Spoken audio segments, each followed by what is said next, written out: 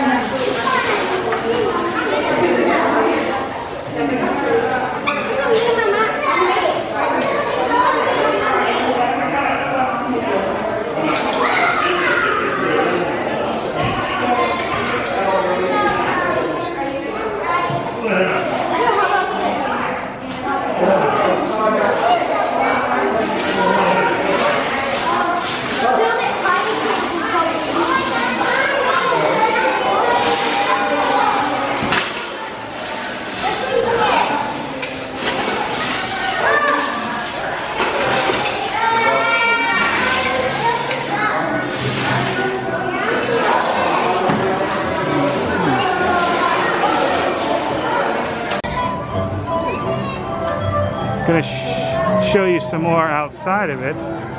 This is where Darth Vader and R2-D2 was. So I wonder where they moved it to.